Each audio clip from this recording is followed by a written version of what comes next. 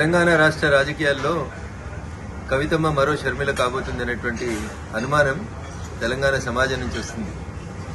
ఎందుకంటే ఈ పంచాయతీ కుటుంబ పంచాయతీ, రాజకీయ వారసత్వ పంచాయతీ, ఆస్తుల పంచాయతీ ఎందుకు ఆల్ ఆఫ్ సడన్ గా కవిత గారు అమెరికాలో ఉన్నప్పుడు మే 2వ తారీఖున రాసినటువంటి లేఖ ఇంతగా ప్రజల్లో చర్చనీయాంశం అవుతుందంటే ప్రజల ఆలోచన లోపల ఒక అర్థం కనబడతా ఉంది స్పష్టంగా. టీఆర్ఎస్ పార్టీ చేసినటువంటి ప్లీనరీలో తన రాజకీయ వారసులు కేటీఆర్ అని కేసీఆర్ చెప్పిన సందర్భంలో కవిత కాంగ్రెస్ ఫోల్డ్లోకి ఏమన్నా వెళ్ళినటువంటి అవకాశం కనబడుతుందా? రాష్ట్ర ముఖ్యమంత్రి గారితో లేదా రాష్ట్ర ముఖ్యమంత్రి గారే కావాలని కవితతోటి ఉత్తరాలు రాయించినారు. ఎందుకంటే కవిత ఉత్తరం రాసిన 2వ తారీఖు రోజే ఈ ఉత్తరం కాంగ్రెస్ పార్టీకి సంబంధించిన ఒక టీవీ ఛానల్లో ఒక పేపర్ లోపల ప్రముఖంగా కనిపించింది. ఈ పరిణామాల తర్వాత కేటీఆర్ గారు హరీష్ రావు గారి ఇంటికి వెళ్లడం, బాబా బామ్మర్దులు ఇద్దరు ఒకటనేటువంటి ఒక మెసేజ్ని బయటికి పంపడం, తనను ఒంటరి చేస్తున్నారు, బయటికి పంపిస్తున్నారు అనేటువంటి ఆలోచన వచ్చిన తర్వాత కవిత తప్పనిసరి పరిస్థితులలో కాంగ్రెస్ ఫోల్డ్లోకి పోయిందేమో అనేది తెలంగాణ ప్రజల అనుమానం. ఇక భారతీయ జనతా పార్టీ గురించి, మా పార్టీ గురించి కవిత మాట్లాడడం ప్రజలలో జరుగుతుందే వాస్తవాన్నే కవిత చెప్పింది.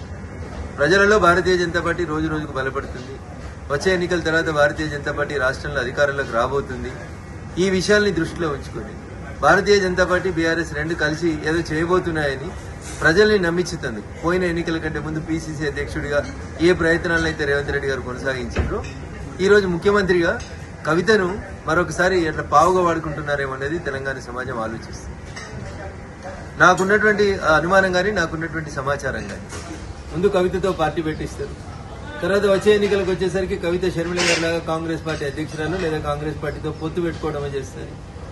ఇది గతంలో ఈ రాష్ట్ర రాజకీయాల లోపల ఇట్లాంటి ఒక ప్రయోగం చేస్తే బాగుంటుండే అని నేను చెప్పలే. టీఆర్ఎస్ సిద్ధాంతకర్త అని చెప్పుకుంటే ఆయన మొన్న ఒక టీవీ ఛానల్లో చెప్తాడు, 2018 ఎన్నికలప్పుడు కేసీఆర్ హరీష్ రావు తోటి ఒక పార్టీ పెట్టిస్తే మంచిగుంటుండే, ఆ పార్టీని ఎన్నికలు అయిపోయినాక మళ్లీ మెర్జీ చేసుకుంటే బాగుంటుండే అనేది టీఆర్ఎస్ పునాది నేనే అని చెప్పుకునేటువంటి ఒక సిద్ధాంతకర్త మొన్న ఒక టీవీ ఛానల్లో మాట్లాడుతూ చెప్పింది.